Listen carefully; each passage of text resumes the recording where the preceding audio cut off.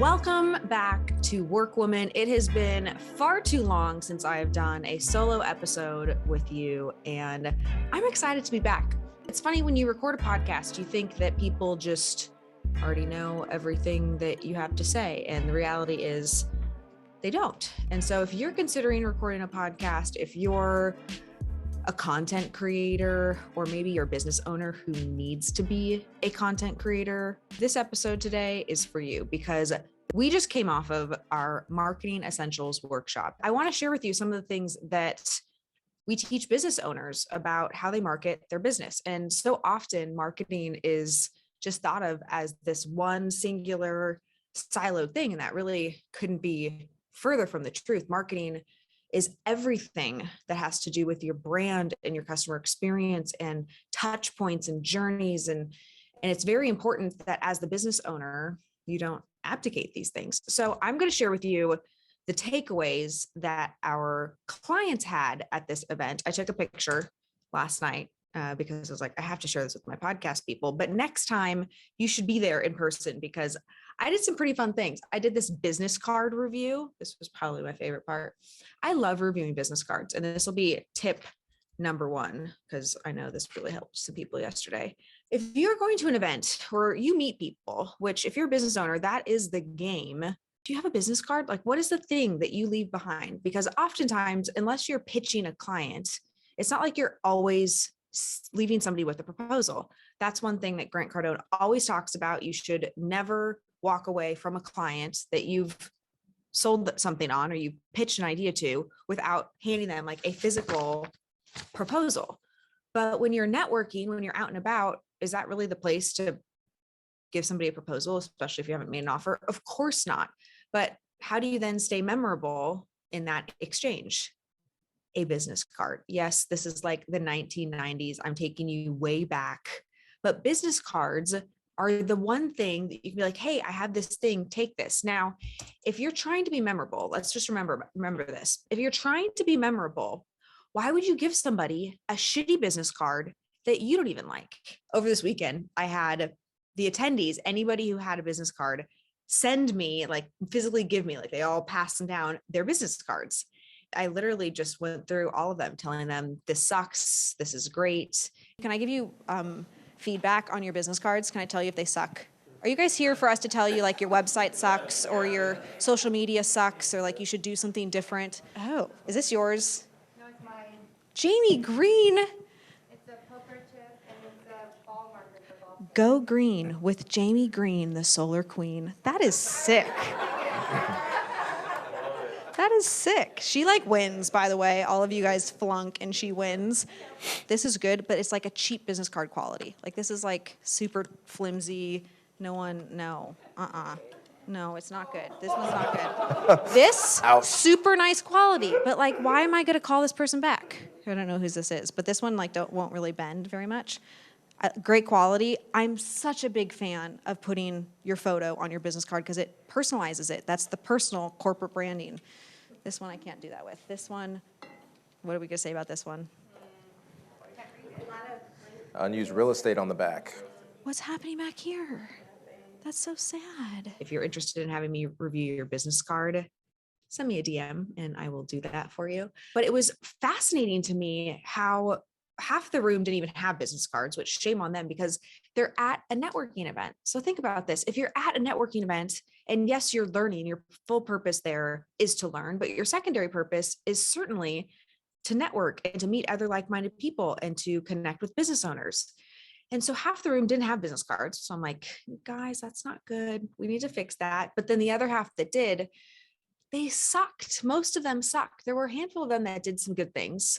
But my approach to marketing has always been, I need to love the product. I need to love the thing that I'm doing. If I don't have what I call professional pride with the touch point of my products, I don't feel good about it. For those of you watching this, I'm in my office in Scottsdale and, I'm just recently moving in. So you guys can see, I have photo frames here that have no pictures in them. I'm notorious for not putting pictures in photo frames for like years and years, but I will get photos since this is going to be on a podcast, but I didn't have time and I figured, you'd rather just hear it and you don't really care that I don't have photos, but that's just my little toxic trait. However, you can see behind me, there's this platform review book. I want somebody to be so proud of this platform review and their 10-year goals and all of the work that they have put in their business up to date, but then all of the things that are going to happen in order for them to hit their 10-year mark. And so it's beautiful. I mean, it's custom printed. It's massive. We could have just done some lazy touch point of having it printed at FedEx and have some plastic spiral bound, but no, it's this beautiful book. I also think about my teamwork book. I didn't spend a lot of time, and this is where I think marketing sometimes gets confused. You don't have to spend a lot of time making a decision about something that is going to be impactful for your brand. Like I probably spent 30 minutes on the book cover, meaning like the finish, but I love the finish. If you've purchased my book, and when you do purchase my book, especially the hardcover, like it's a soft matte finish. I love the way that feels. Also, consideration, if I know that I'm going to be using this in a podcast like this, or I'm going to be taking photos of it, I thought to myself, well, I can't have it be shiny because the flash will show. And so details like that are important. They really are important. And if you're not thinking about those things, it's not that you have to obsess. I'm not somebody to obsess. And again, this is where I really feel like there's conflicting data here. I'm not obsessing over the small little details, but I am aware and I'm acknowledging that I need to have some input and I need to have some intentionality to think about these things, but not for hours, certainly not for days, and absolutely not weeks or months or years. Like these are fast decisions. But when you can be really proud of something like your business card, you want to give it to people. If your business card is just something from a template on Vistaprint, like, what are you doing? Don't do that. Don't. There are so many great companies out there. My favorite company, this is all of a sudden a marketing business card podcast, but my favorite company is moo.com. I always order their Luxe. I think, let me just I can look this up while we're talking, which is so cool. Moo. I go to moo.com. I'm a huge fan. All of my stuff is printed from them because it's really high quality and you can tell that they care. Yeah, I order the Luxe business cards. I was right. I also order their postcards and note cards and all things Moo. But if you go to a site like this, they have gorgeous designs, and your design might not be my favorite, but if you love it and you put intentionality behind the business card and how it connects to your brand and how other people are going to perceive you after you've left the room, like you have to start paying attention to these things. You promise you'll start paying attention to these things. Make me that promise right now. Okay, so the business card piece was number one. The second piece, create a landing page. Do you know the difference between a website and a landing page? If you don't, have no fear. Natalie Dawson is here. A website has multiple things that you can go and do on it. Like even this Moo website that's in front of me, I can see that I can purchase something, I can sign in, there are accessories, there's stationery, there's marketing materials, there's stickers and labels. There are so many things that I can just dive into to create things on this website. Websites are fantastic for certain businesses, especially for a business like Moo. That is a great thing for somebody to have because then they're able to see all of these other products. However, for most businesses who have just a handful of products, this falls into our business, or you're specifically trying to promote one thing. You're not just trying to gain awareness about your business. You're trying to gain awareness about a product. A landing page is the other option. And what you'll notice that's different between a website and a landing page is on a landing page, there's only one call to action. I can't do anything else on a landing page. So if you go to a Cardone Ventures landing page, let's say cardoneventures.com/people, you'll see that there's only one thing that you can do. Well, you can watch a video and you can read some content, but from a next step standpoint, you can't go hear about our executive team. You can't go and look at our other products and services, or you can't find anything about our careers offering. The only thing on that landing page that you can find is, how do I register for People Essentials? It's one call to action. Now, a landing page versus a website, it's incredibly important for you to know how you're using each of them. And just like behind the scenes at Cardone Ventures, we almost never promote our website, like never, ever. I will occasionally promote it for careers. If you go to cardoneventures.com/careers, you'll see our mission, vision, values, and then you'll be redirected to our open job positions. But outside of that, everything else, Cardone Ventures /marketing, Cardone Ventures /10x360, cardoneventures.com/HVAC, all things cardoneventures.com / that you hear us promoting is always to a landing page, because we're always trying to drive somebody to do a specific thing. The marketing isn't general about, oh, go to Cardone Ventures. And one of the reasons that we do this for a lot of reasons, and I don't want to get too deep into this, but one of the reasons we do this is we don't want other people to have, or we don't want people's attention to go onto other things. Like, we want you to keep the main thing, the main thing. If you see People Essentials and then you go into other products, you're like, oh, I wonder what other products they have. And then you're going to go into some other things. Oh, well, there's a 10x360 and there's a business mastery and leadership program. And all of a sudden, you've confused your customer. You've totally confused them.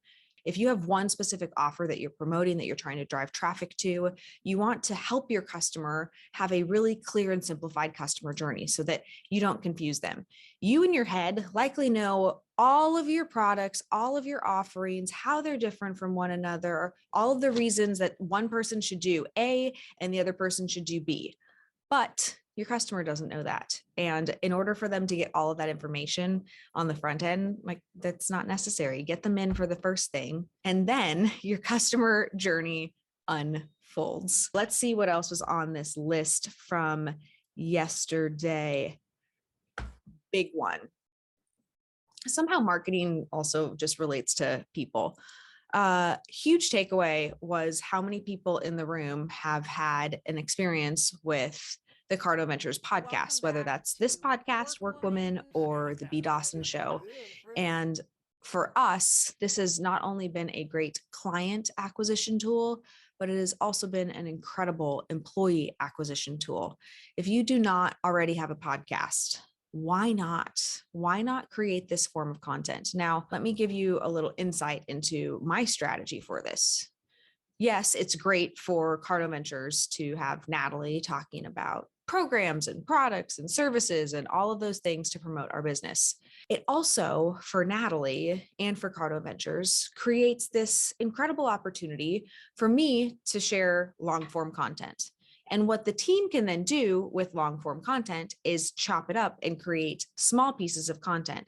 So we can take one podcast and we will create a blog off of the podcast. We will create social clips off of the podcast. We will create reels off of the podcast. We will create Instagram posts off of the podcast. We will create collaborations off of the podcast. There's LinkedIn posts off of the podcast. So much of my content and Brandon's content can be used just through me doing one podcast a week. The other benefit of doing a podcast like this is you get to work your pitch out, staring at a camera, talking for 20 minutes, 15 minutes, hopefully not an hour, but maybe an hour on the thing that you are an expert at will allow you to become an expert communicator. Ideally, in order to get all of the customers that you want and all of the business and the future referral business that you're looking to get, you're going to need to talk to a lot of people about what makes you great. And what I know about most business owners is they are not that confident in staring at a camera and sharing their message, sharing their story, sharing tips. So when you become an expert, the next iteration in your next round of growth really is, how do I communicate these things? There's no lower barrier to entry than a podcast, because quite honestly, at first, no one's going to listen to it, but then you've committed to getting these reps in. Podcasts for me, even though sometimes I deprioritize them, I always come back to reprioritizing the podcast, because I know that so much activity comes out of this one thing that I do each and every week. Okay, how many left?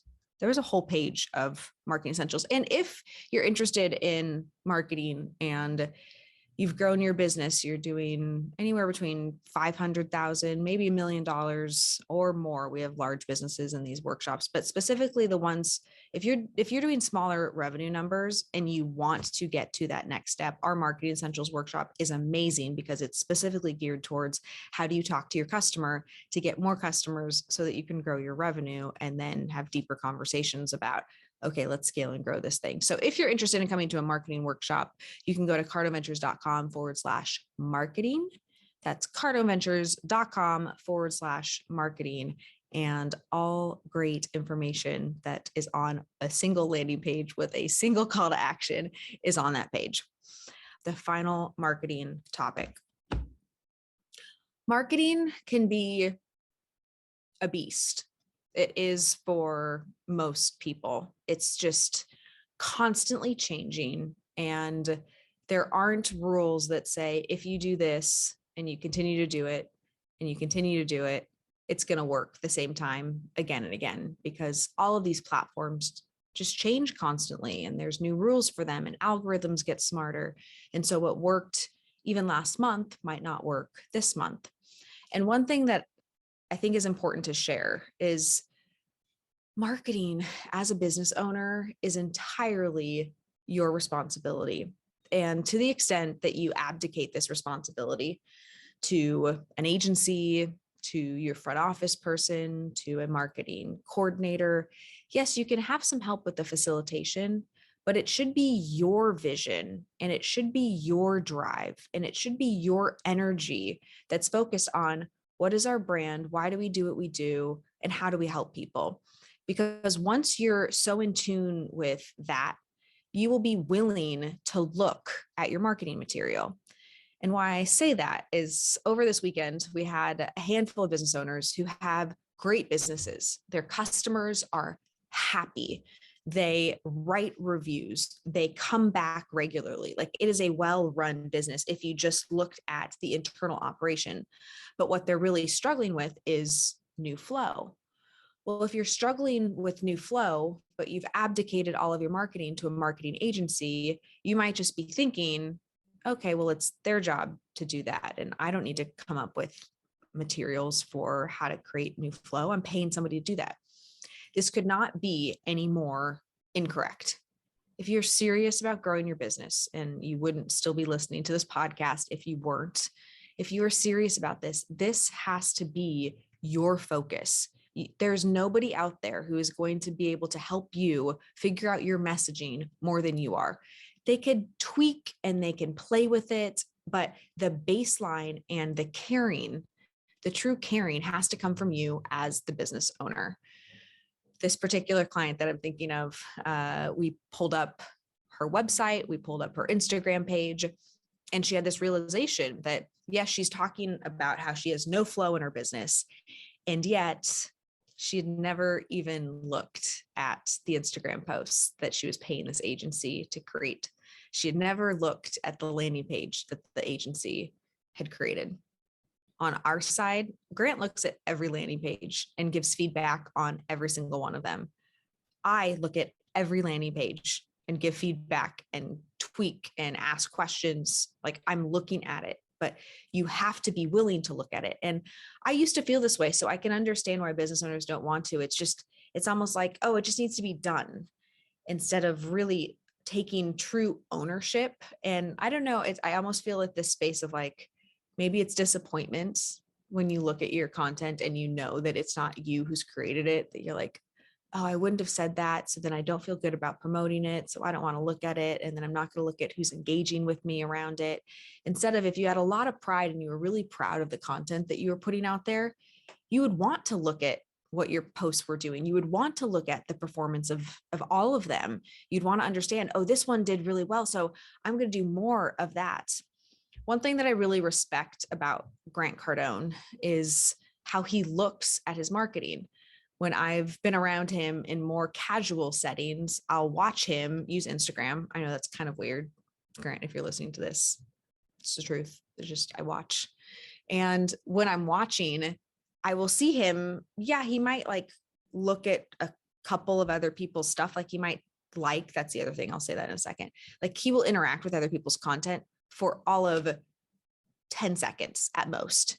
And then the next action is him going to his own account and actually looking at his own stats, him looking at comments, him looking at likes, him looking at direct messages, so he can see what's working. Are you looking at what is working? And in many cases, what probably isn't working? Because if Grant Cardone is the model of marketing, which he absolutely is, he is one of the world's greatest marketers, then that's what we should be doing. We should be looking. It's not somebody else's job for us to abdicate to. It's our job as leaders and business owners to be responsible, not only for the marketing, but for the promotion of all of the things that we do each and every day in order to grow our businesses, to create teams, to help our customers. So with that, I would love to see you at our next Marketing Essentials workshop that is coming up shortly. So go to cardoneventures.com/marketing.